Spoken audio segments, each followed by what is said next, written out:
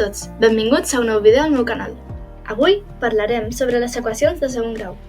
Comencem!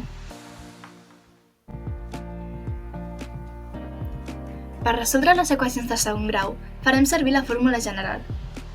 Aquesta fórmula ens ajuda a trobar les solucions de qualsevol equació de segon grau.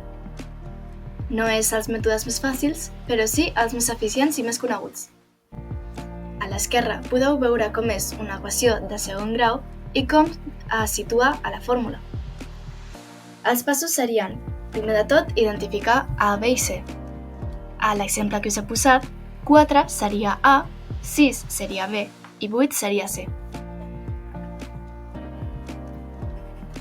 El segon pas seria substituir la fórmula, canviant el menys B per un menys 6 i seguint els passos. Després, al resoldre operacions, començarem per al discriminant. Gràcies a això, ja podríem saber si no fa falta seguir. Ara us explicaré per què.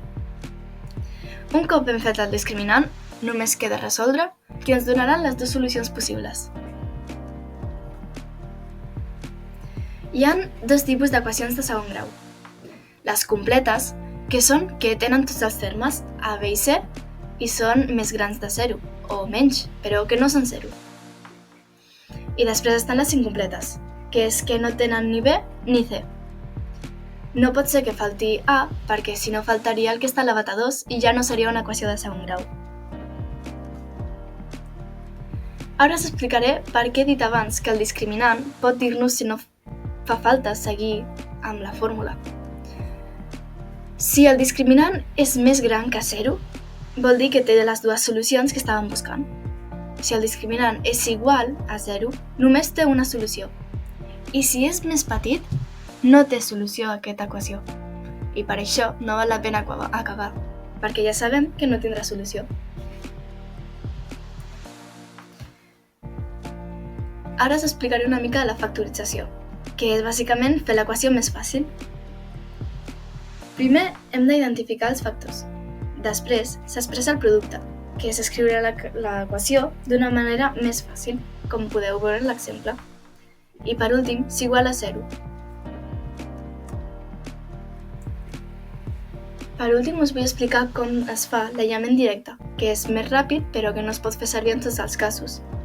De fet, només es pot fer servir quan no tenim el B, el terme B, o sigui, el que té una incògnita sense estar elevat a res. Primer de tot, has d'aïllar la incògnita A, o sigui, AX2. Un cop aïllat, hem de passar l'elevat a 2 a ser una arrel quadrada, a l'altre costat de l'igual. I per últim, hem de resoldre i obtindrem les solucions. Això està tot per avui. Espero que us hagi sigut útil.